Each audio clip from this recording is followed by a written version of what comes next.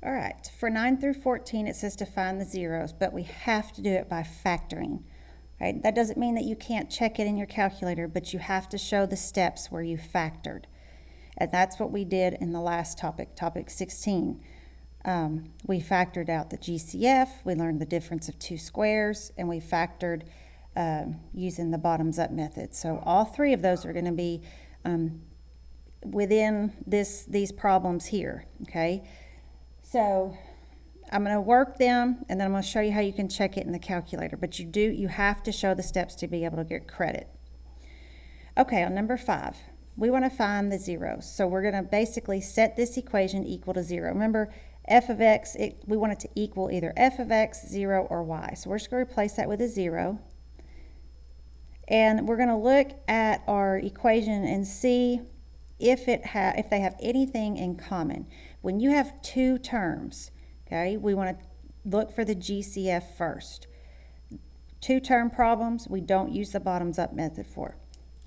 All right, so on this problem right here, okay, 5 goes into 5 and 5 goes into 35. So we're going to take out a 5. And they both have an x. And the smaller x is just the x. So we're going to take that out. And then we're going to put what's left over. Okay, so what do I multiply 5x by to get 5x squared? That's just x.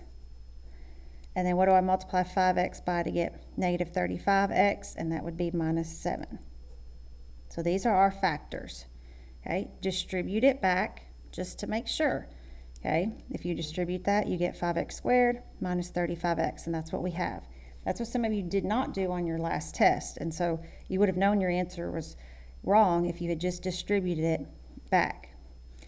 All right, so now at this point, we're ready to find the zeros. We're going to take our factors, and we're going to set them equal to 0. These are our two factors. Those factors are values that you're multiplying together. Okay, so this is what we're multiplying together. So I'm going to take this 5x, and I'm going to set that equal to 0. And then I'm going to take the x minus 7 and set that equal to 0. Based off the ones we did up top, you probably know what x is here. On this one, you're just solving 5 times what's going to give you 0. That one's pretty easy. It's just 0. But if you need to, you divide by 5. So x equals 0. So that's one of our zeros. And then the other one, remember, it's just the opposite. And you can go ahead and do that without having to solve it. So these are our two zeros, 0 and 7. And like I said, you can check it in your calculator. If you go to y equals and you type that in, 5x squared minus 35x, and you hit graph, you'll see that it crosses at 0, and then it crosses over here at 7. This one's kind of hard to see because it's real close to the y-axis, but you can kind of see it's thicker. So it goes this way, comes down, and goes back up through 7. So I know that my answer is correct. All right, number 10. We're going to first look to see if it has a GCF. 3 does not go into 13. 13's prime, so there's no GCF. So the first step is to multiply A times C. So when I multiply that, I get negative 90. Okay, now I don't take this 3 and put it out in front of parentheses because I don't have a GCF. So now I'm ready to have my 2 sets of parentheses. Okay, we're going to take the x squared and split it up. This is what I'm looking for. I go to y equals and I type in negative 90 divided by x. Make sure you put the correct sign. That makes a difference. Okay, go second table, and we're trying to find the pair that adds to give me 13. Okay, so I want to get positive 13. If I go down here, 5 plus negative 18 gives me negative 13. So I want the opposite of that. So if I go up here to negative 5 and 18 give me positive 13. So I'm going to use negative 5 and 18. So that's what's going to go in my parentheses. Negative 5 and then positive 18. All right, now to finish the bottoms up method, all you got to do is divide by what you multiplied by. So I multiplied by 3, so now I'm going to divide by 3. And if it reduces, this one does not, it just says stays 5/3, This one does. 18 divided by 3 is 6. And if it reduces, we would move the bottom number up. But when we're trying to find the zeros, this is the easy part.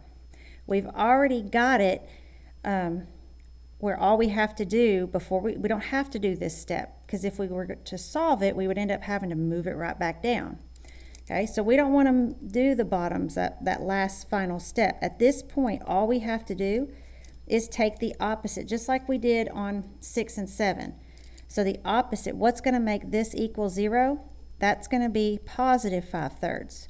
So positive 5/3 minus 5/3 equals 0. And then over here, what's going to make this equal 0? And that would be -6, because -6 plus 6 would be 0. So these are my two answers. Okay, so it's the bottoms up method, but we don't actually have to move the bottom number up.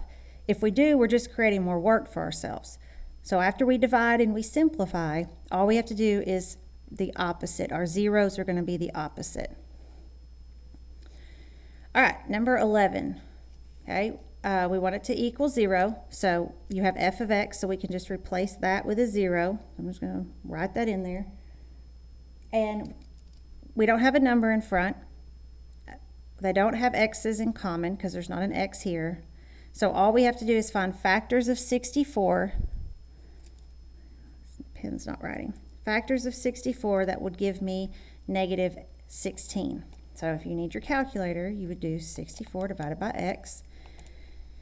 And you're looking for factors that give you -16. So I need negative numbers.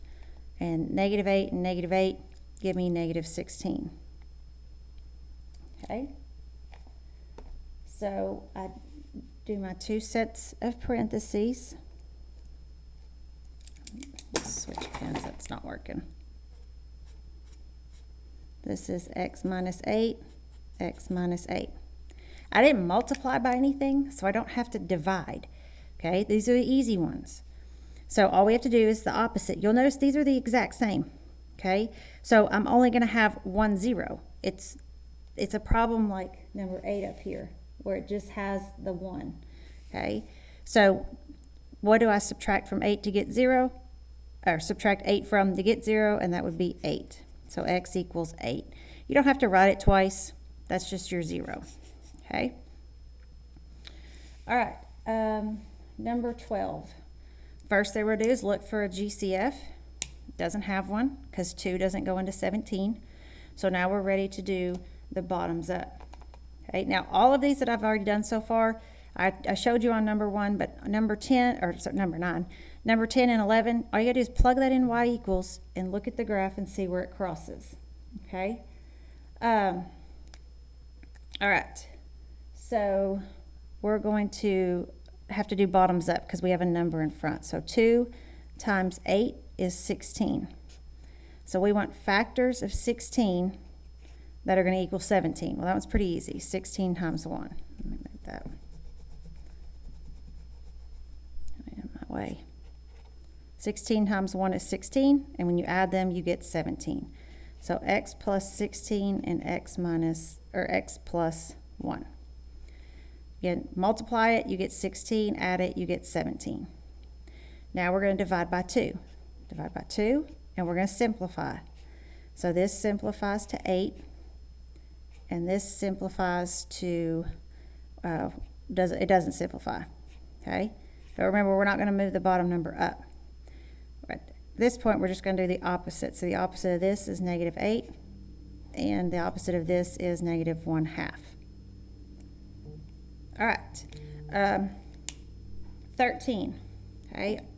13 does not equal y, it does not equal f of x, it does not equal 0. So that's the first thing we need to do. And to do that, we're going to add 8 to both sides to get this side equal to 0.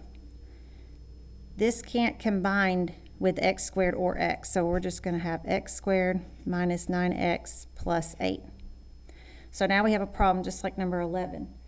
Okay? All we have to do is find factors of 8 that will add to give me -9. And that we're going to use -1 and -8. When I add those, I get -9. When I multiply them, I get positive 8. So x minus 1 and x minus 8. I didn't multiply anything, So I don't have to divide. Now I just take the opposite, x equals 1 and x equals 8. And again, you can plug that into your calculator right here, plug it in and graph it, and you'll see that it crosses at 1 and 8, so you can check your answer. All right. All right, 14, again, just like 13, you got to get everything on one side. So we are going to have to make this equal to 0. So we're going to have to subtract 22 from both sides. Here's a shout out to Miss Vaughn. She'll like this one. The left-handed people in the world comprise, 11% of the world's population are left-handed. That's for you, Miss Vaughn. All right, 9x squared minus, I can combine these together because they don't have x's, so that's 25 equals 0. There's no GCF because I don't have anything in common, but what I have is a perfect square minus a perfect square. So it's the difference of two squares. Okay, so we're still going to have our two sets of parentheses. We're going to take the square root of 9, which is 3. So we're going to have 3x and 3x. And then we're going to take the square root of 25, which is 5. And we're going to have plus 5 and minus 5. All right, then we have to set those equal to 0. Okay, now I'm going to go through and show you the long way on the first one, and then I'll show you the short way on the second one. So I need to set that equal to 0. So 3x plus 5 equals 0. So I have to subtract 5.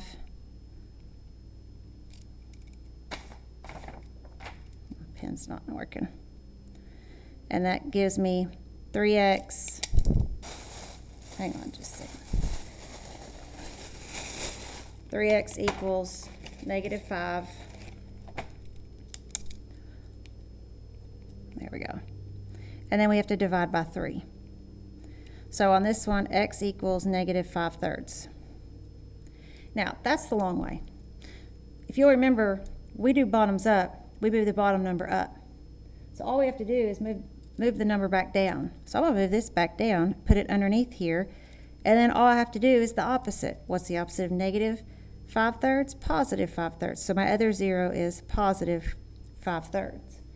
Okay, so remember, if you have something in front of your x, that means that at some point they did the bottoms up. So you just need to move it back down, and then you can just take the opposite.